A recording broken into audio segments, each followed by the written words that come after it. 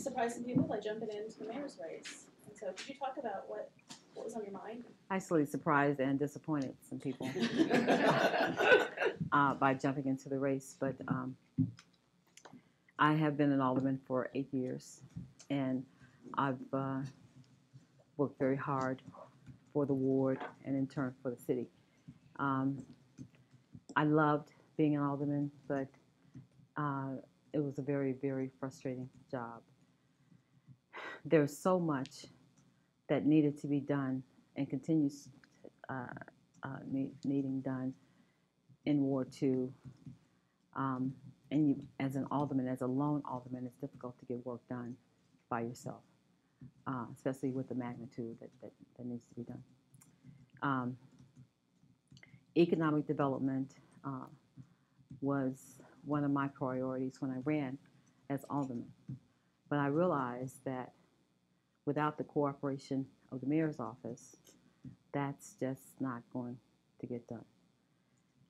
Business development, a candidate the other night said that they would go out and bring businesses into the city. Well, that's, as an alderman, that's really not doable, because that is the role of the mayor's office. That's the role of the Department of Economic Planning and Economic Development. When you don't have a mayor that's vested in all parts of the city, then you're going to continue to get parts of the city that are not equally and balanced developed. As an alderman, you do what you can do. What I was able to do was to convince a prior administration that we needed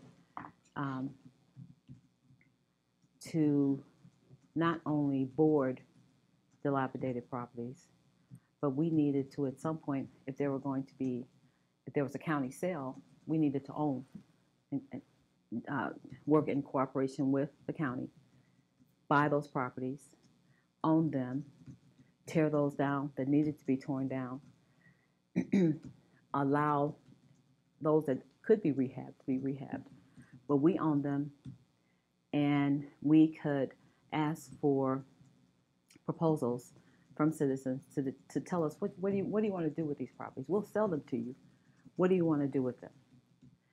And we could decide, the city could decide if that was a good fit for that area. If they decided that, or if they weren't truthful, then those properties then will revert back to the city. Because we can't keep doing what we're doing. We can't keep allowing people to hoard properties, thinking that they're going to make money off of them, off citizens.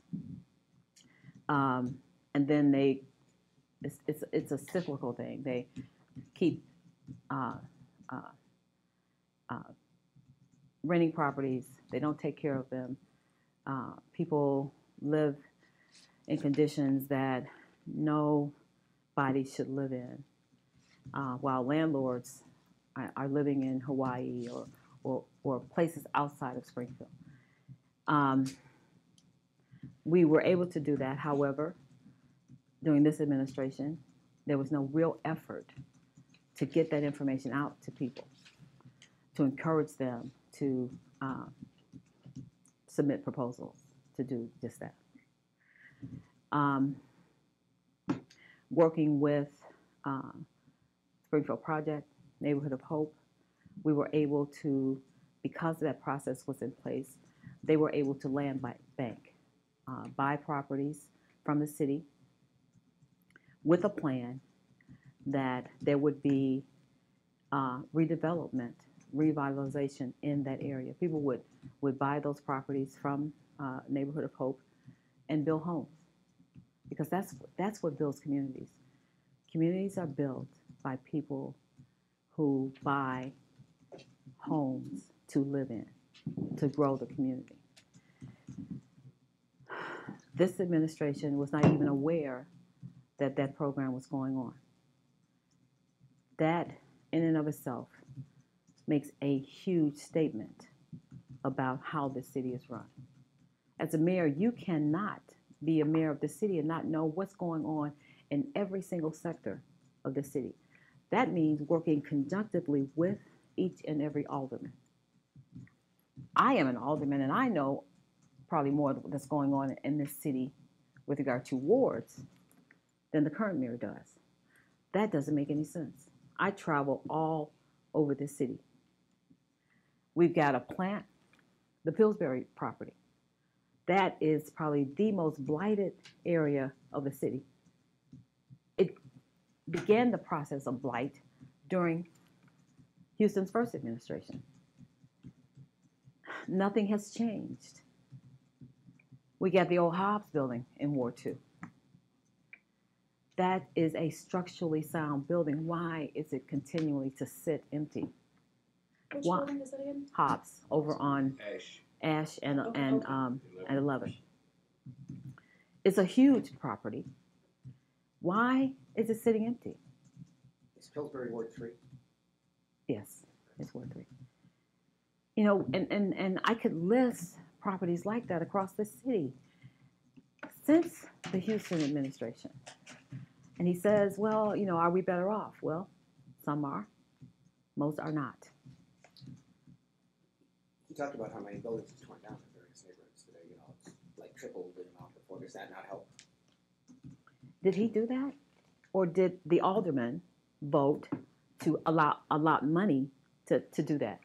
That's, yeah. Well, I know he can't. We did that. He said he would, you know, accelerate that program And yeah, he did. We did. Okay. And it is helping. But if you're also not going out and encouraging businesses to come into this area to develop on those properties. Now, you know, we have an agreement with the Greater Springfield Chamber of Commerce. And they have been a tremendous help to the city of Springfield. But why are we asking other entities to do the job that we ought to be doing? As I alluded to this morning, the state of Illinois has a department, a whole department that does economic development for the entire state. Their budget is much larger than the city of Springfield. Why would we recreate that? Why wouldn't we work conjunctively with the Department of Economic Opportunity for the state? Because they develop a plan, and their plan encompasses all sectors of Illinois, including Central Illinois. Why would we work with them to use their resources in addition to the resources we have, to find out what businesses are a fit for Central Illinois? They tell us. They tell us in their report. Why wouldn't we do that? We're not. We're leaving it up to others to do it. That has got to stop. The mayor's office is not a ceremonial position, you know, where you go out and make speeches. It is, I believe, a working office. You have to work. It's the mayor's job to make sure that things are different in the city of Springfield. Again, going back to my frustration level as an alderman, I wasn't seeing any cooperation from the mayor's office. None. When I announced, I stood in front of a building that had a huge hole in the wall. That hole is still there. And the building has been on that corner vacant. Was a grocery store. It's been vacant for at least 20 years. That's ridiculous. That's shameful. In the city of Springfield, that shouldn't happen. The mayor's office should know every single property in this city that's empty and have a plan for what can happen and encouraging businesses and telling them, I've got a location that's viable where your business can go. That's the job of the mayor. Yes. Can you talk in more specifics of things that you would do differently, things that you would look to implement to move the city along in the direction that you feel that it needs to go? Job creation, I think, is paramount. People don't have jobs, or they're working 2 or 3 jobs just to make ends meet. So then they're not contributing really to the tax base because they don't have the money to contribute. I would work to bring those kinds of businesses into the city that could begin to hire people at livable wages. Maybe not under a specific skill set, but jobs that people could be trained to make a living wage. Again, working in conjunction with the state, because they have the database. They have the resources that perhaps the city might not have but could use in terms of knowing where those businesses are, because it happens in Chicago all the time. You read a newspaper about Chicago getting this business or Chicago getting that business. The same should be happening in Springfield, because we are the center of the state. We have highway systems here in the center of the state. We don't have the best infrastructure in terms of our airport, but we can work to change that, because we are a viable part of the state, and it is the mayor's job to sell that, to make sure that that happens. I worked as an alderman. I've taken a lot of heat on a lot of the decisions that I've made. The Magroves meat processing plant. Tony Magroves wants to come to Springfield. He's already doing great in Auburn. He approached me and said, I want to grow my business and move to Springfield. That would be up to 23 jobs, at least 23 jobs, where people will be trained to do the work that's done in that facility. People, and including some on the city council, were not in favor of that initially, because number one, they didn't understand. They heard slaughter, and they automatically closed a blind eye. Now, I'll be honest with you, because I'm from Chicago. I heard slaughter, and I thought, oh, no, because I thought of the smell, I thought of the conditions, all of that. But then then Tony said, Alderman, no, it's not like that. That then made me listen to what he said. He said, I could not sustain a business if there were smells, if there were noises. People buy from me because they get quality. That was all I needed to hear.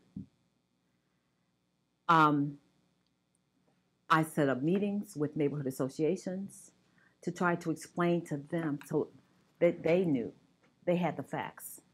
Many of the aldermen did not have the facts and were willing to make a decision based on not having the facts. A lot of people in the community were willing to make decisions based not on information that they were hearing, but on what their perception was. Again, I took some heat on that, but in the end, I was able to convince aldermen.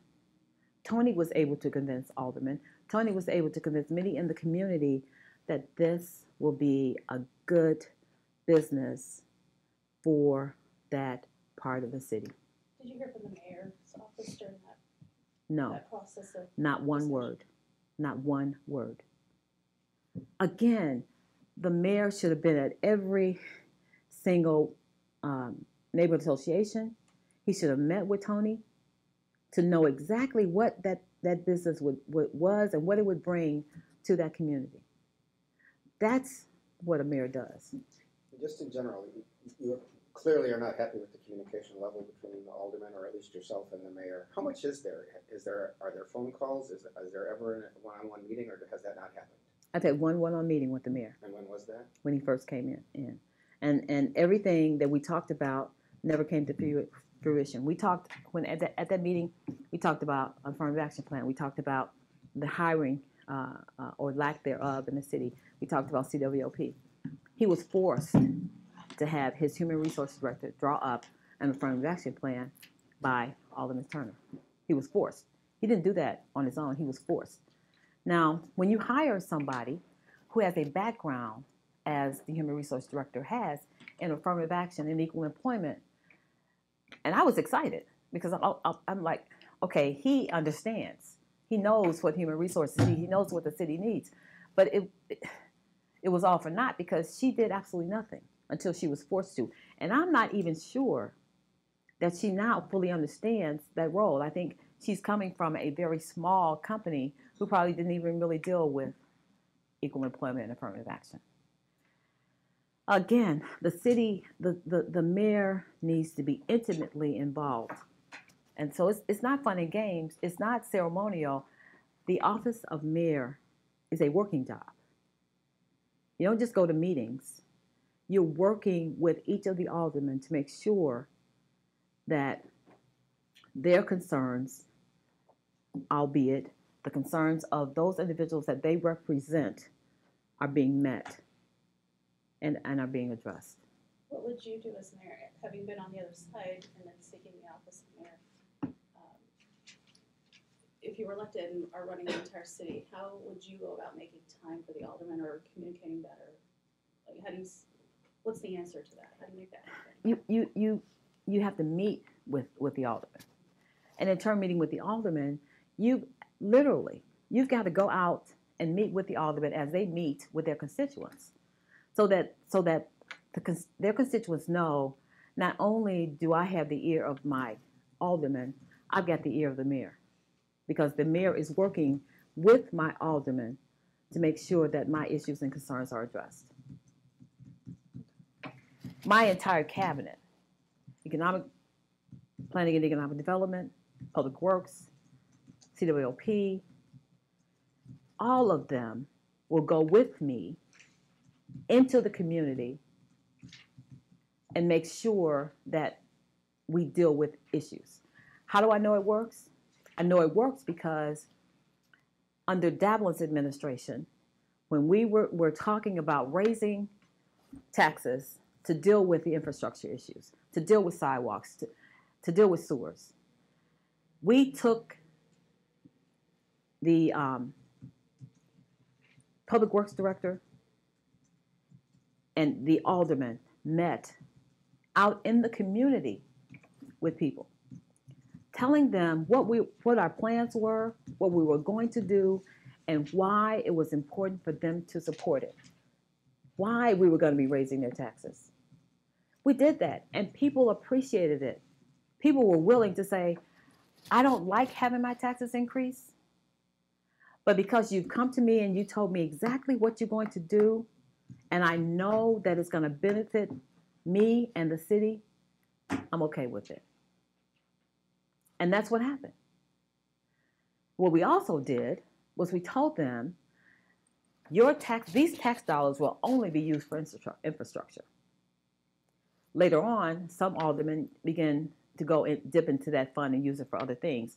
I never voted to take any of that money out to use for anything other than infrastructure, because I believe when you tell people that you're going to do something, you keep your word. Otherwise, what's the point? Mayor Houston also raised that, with your help, I guess, the half penny sales tax for Yes. infrastructure, and you've said that you're okay with that, the way that program is going too. Yes, I am. Because, we voted during the Davos administration, but we didn't allot enough. So I voted yes in order to accomplish what we need to accomplish with regard to infrastructure, we needed to increase the taxes. And at some point, unfortunately, we're going to have to increase more because we have a terrible sewer problem. And the money that we've allocated, I don't believe is going to be enough to deal with our sewers. Many of them are over 100 years old. Out of sight, out of mind. We've not addressed it the way we should have in terms of being proactive. So at some point, we're going to have to go back to the citizens and say, we've got a problem with our sewers, and many of them are collapsing, and we need to do something, which may eventually involve additional revenue. Is that the sewer fee on the water bill? Yeah. So I really appreciate you saying that, because it's just clear that the city's always real reluctant to raise the money to do the kind of things it needs to do, you know, and frankly, as a city, we end up paying for what we get, you know? Yeah. The issue, though, for you as an alderman and as a mayor, how do you convince not only the broader citizens, but also that board to go ahead and do that, the city council? Because there was some reluctance to do this one, right?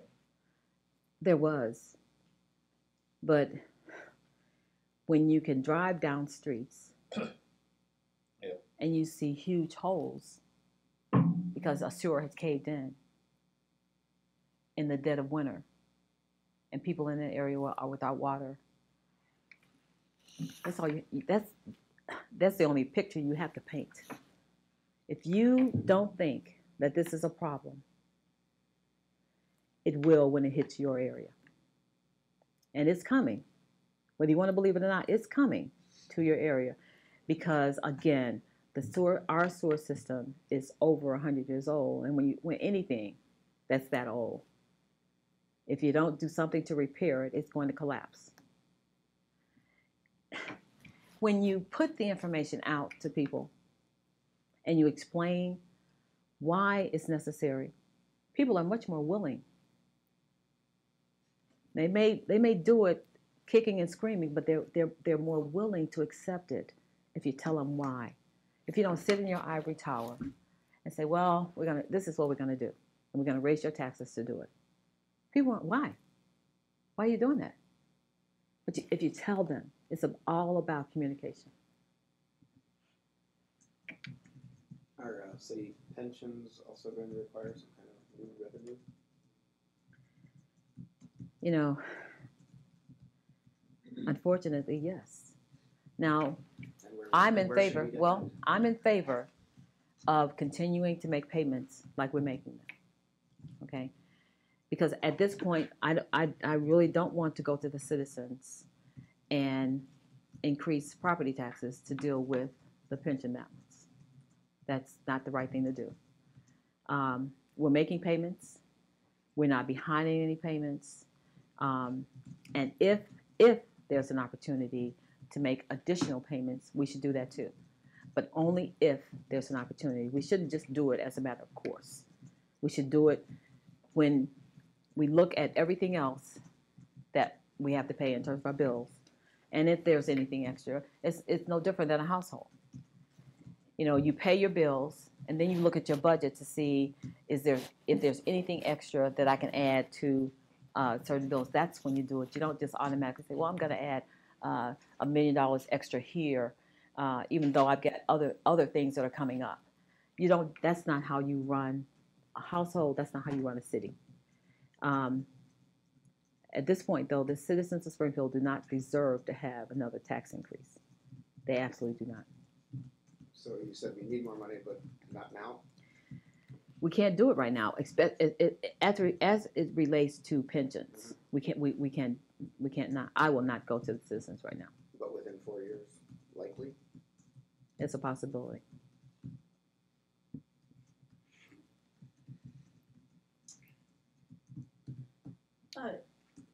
We've talked about CWP, the issue of some kind of additional oversight or panel to help advise in terms of the operations out there. Are you in favor of something like that, or do you see there's no need for that? I don't think there's a need to have any additional body come in and oversee CWP. Again, that's the job of the mayor. CWP didn't get to the position we're in with an oversight panel. We got that way because CWP pretty much was a bastion of politicalism, a haven for patronage. That has to change. And that was under which mayor or mayors? How long has CWLP been in existence? Yeah, is it still going on? I believe that it is, yes. Because the current mayor denies that. Of course. Okay. But people are being hired that are related to, and maybe in a size of Springfield, maybe that's possible. But there aren't many Simpsons in CWLP. So does that mean that nobody who knows you could get hired at the city if you become mayor? No, I'm not saying that at all. But I'm saying that it won't be structured so that Bernie Schoenberg's niece is going to be hired because Bernie Schoenberg knows the mayor. That won't be the case. My niece lives in California, so don't worry about it. Okay, good. But if she decided to come to Springfield, she probably doesn't want to come to Springfield because there's nothing here for her. What type of management do you perceive should be at CWLP compared to what we have now or what we've had in the past? I believe that there needs to be a general manager running CWLP. That's not to take anything away from Eric Hobby. He has done the very best that he can. But to be honest, when Eric was unceremoniously put into that position, he was like a babe, a deer in headlights. That was not what he wanted to do. Eric is an engineer. You don't have to be an engineer to run CWLP. You have to be a manager with skills and know the market, know the power market. That's what we need. We need someone to come in to look at that plant, have the knowledge and the ability and the experience to make some real changes within that plant. Are there any municipal-owned plants that you see as a good model for Springfield? There was one, but then they're going under. There seem to be going under some changes too. But for the years that he was there, he did a good job. The municipal-owned plant in Lansing, Michigan, very similar to Springfield. They brought in a general manager, came in, made significant changes to that because he came in with experience and with a plan. And from the point that he came in till now, that plant was turned totally around. That's what we need here in Springfield. Someone to come in and turn the plant totally around with the advice and consent of the mayor and the alderman. There has been an issue in the campaign, and you might have commented on it earlier, on the $8.5 billion in payment in lieu of taxes, the pilot payment from CWLP to the city's corporate fund. One of the candidates wants to wean it down, do away with it, and the mayor says it's necessary and normal, at least for now. Do you have an opinion on that? There is nothing wrong with the pilot. Absolutely nothing wrong with the pilot. It's working. Now, what's not working is the fluctuation in the markets. Okay, Power marketing. The power marketing. We don't have any control over that, but it is working. And candidates who are not familiar with the pilot, with CWLP, want to come in and say, well, we're going to do away with it. That's the problem. People who are running, who have no real knowledge of how city government works, that just, off the cuff say things that sound good at the time, are not things that work for the city of Springfield. So you just think that needs to be an ongoing subsidy or I do. transfer of funds from the utility to the city? I do. And you're pointing the finger at the candidate endorsed by the Republican Party, it sounds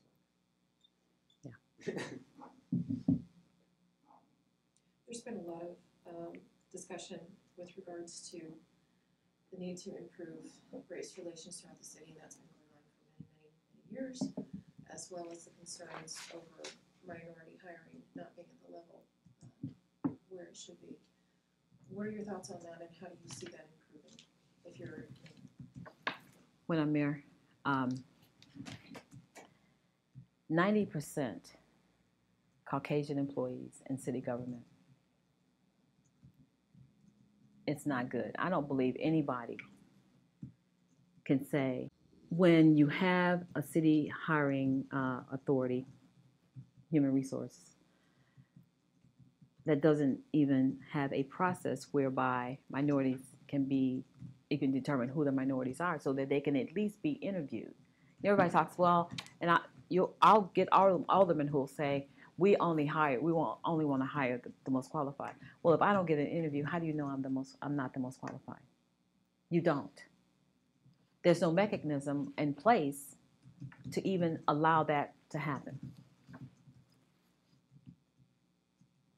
When minorities apply for jobs, they apply for jobs that they are qualified for. And you know, we have to get away from this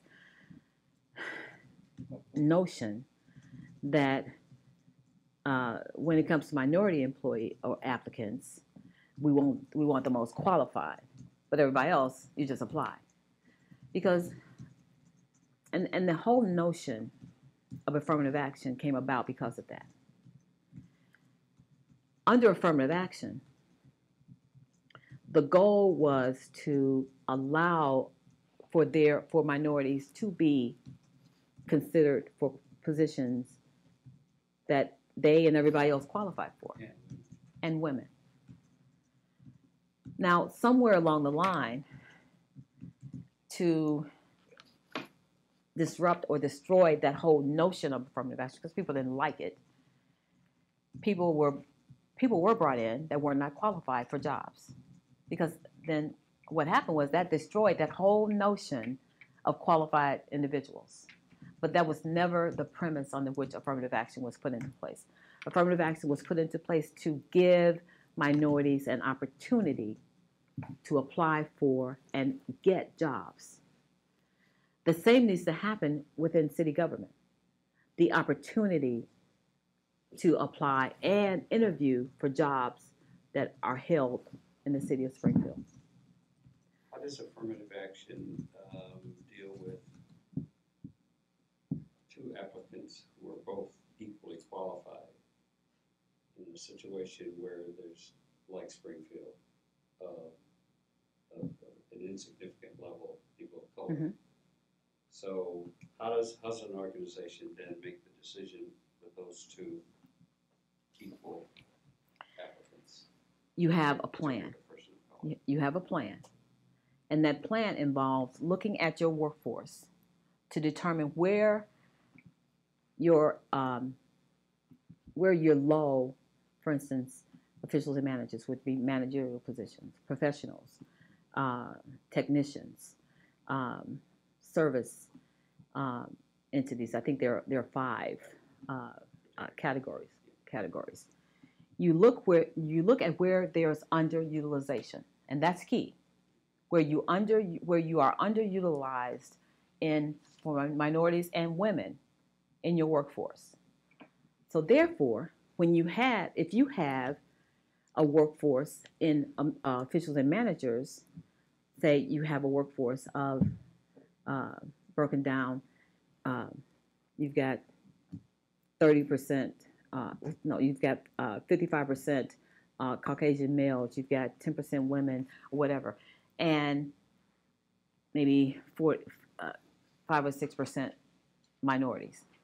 If you've got a minority applicant and you've got a non-minority applicant who are equally qualified, and you have that underutilization, then you choose the individual, the minority that's going to increase your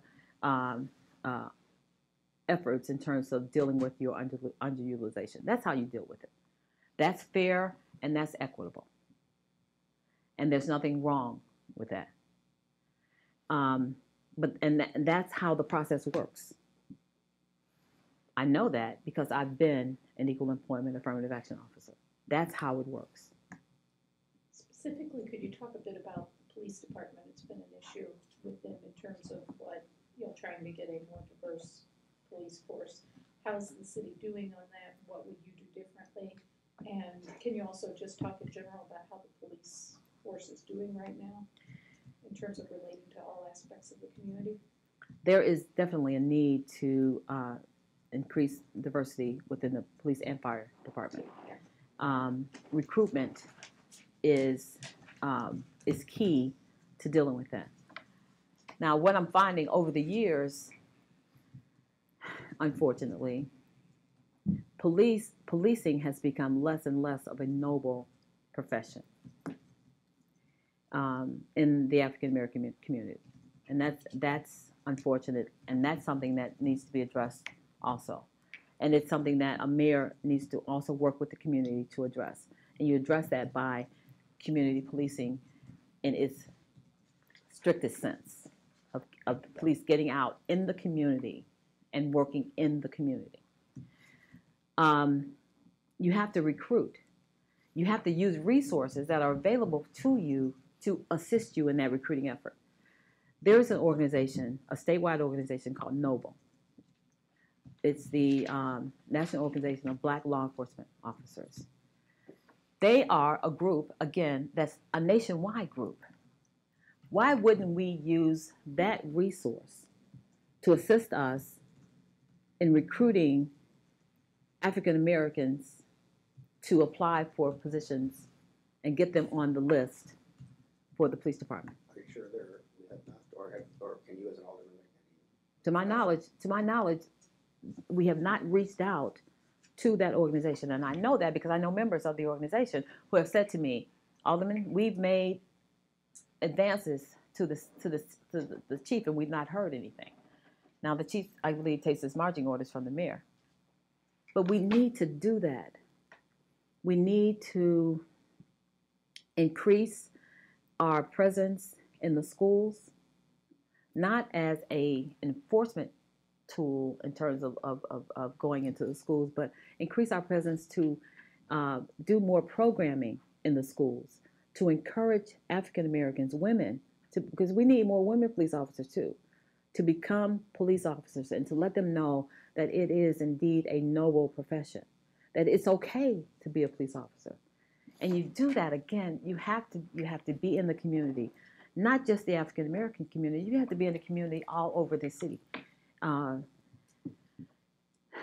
That is not going to change until you have a mayor and a police chief who understands the importance and the value of that to the city of Springfield. Are you not happy with the police chief? I can't say I'm not happy with the police chief because Kenny Winslow is doing the very best that he can. And I believe that he is a work in progress. He understands community policing. And that's a good thing.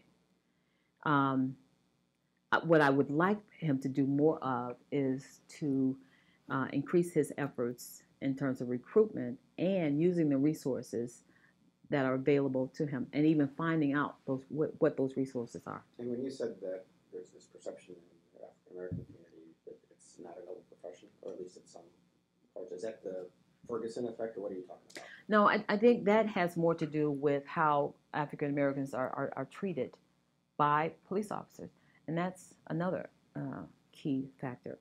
We need to train our police officers. There needs to be a lot more training that needs to go on for our police. I don't believe that there's any. Or what are you talking about as far as interaction? What happens? Well, what happens is, nobody wants. We don't see the police a lot until there's an issue, and then when there's an issue, the police are coming from a very negative perspective. So people, especially young people in the community, and another thing we have to work on, the attitude in the community that if you tell what's going on, you're a snitch. And snitching is not good, because then that doesn't really do anything to increase the value of being a police in the community, because there are a lot of African American police officers who are not appreciated in the African American community, and they feel that lack of appreciation because they're lumped in with everybody else in terms of you're the police, you're bad, I'm not saying anything to you. We have to change that. The police can work to change that. Community groups can work to change that. The mayor's office can work to change that. As we're working on changing that perception, again, we have to go into the schools, and there was a program called DARE, I don't think those programs are available in the schools anymore. Right now, the police presence in the schools are only there to act as an enforcement. You know, I'm here watching you. You know, whatever happened to officer friendly? Though we need to bring back those terms. We need to bring back those days where people feel close and an affinity to police officers. Would you advocate for a return to more NPOs, more neighborhood police officers actually living in a neighborhood where? Absolutely. Back in the late 80s, the whole perception of police officers were different because many police officers, and many of them are dead now, unfortunately, actually lived in homes. I can think of one right now who used to live on the corner of 15th and 15th and Cook. He lived in a house right there. So it wasn't unusual for him to walk the streets. It wasn't unusual for people to be on his front porch. So if something went down, they knew about it because people felt comfortable telling them, well, I know what happened and I know who did it. That we have to get back to that. We have to encourage police officers to live in the community that they serve and protect. I mean, all over the city, because there are police officers who live in communities out west. There are. And you are for the residency rule. Oh, absolutely. You know, despite what a lot of media says, I don't believe. You said? No, I think you're talking about Leach. Yeah. I don't believe that you can fully commit to your community if you don't live here. If I live in Rochester, I care about what happens to the streets in Rochester. I care about what happens to the library system in Rochester. I care about the crime in Rochester. I care about what's going on in the city of Springfield. I'm getting a paycheck and I'm leaving. And yeah, I may do some shopping because there's good shopping in Springfield. But that is a very small piece of what happens with people who live in the city of Springfield. Now, just living here is not going to make you feel like you're a part of Springfield and make you want to commit to what's going on here. Again, that is the job of the mayor. The mayor has to make people believe that we care about them. One candidate has a slogan, believe in Springfield. How can I believe in Springfield if Springfield doesn't believe in me? Many people feel like Springfield doesn't believe in me, so why? And you can't make people believe in them, that you make people believe that you believe in them and what they can do and what they can contribute unless you tell them, unless you go out among them and let them know who you are. People are all excited about Governor Rauner. Oh, he is really involved. He's out. You see him. Nobody knows Houston. Mayor Houston could walk down the streets. People would know, now not all, but a lot of people wouldn't know who he is. Why? Because he's not out in the community. And that's not just east of here. That's also across the city. You don't believe me? Well, I have a different experience, but then I have a job that runs into them all the time. Exactly. Gail, what do you think about the idea of a city manager and at-large alderman?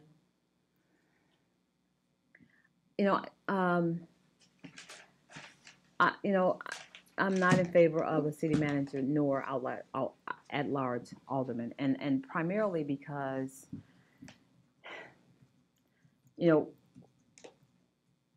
I think that the system, the commission form of government did not work because it was not representative.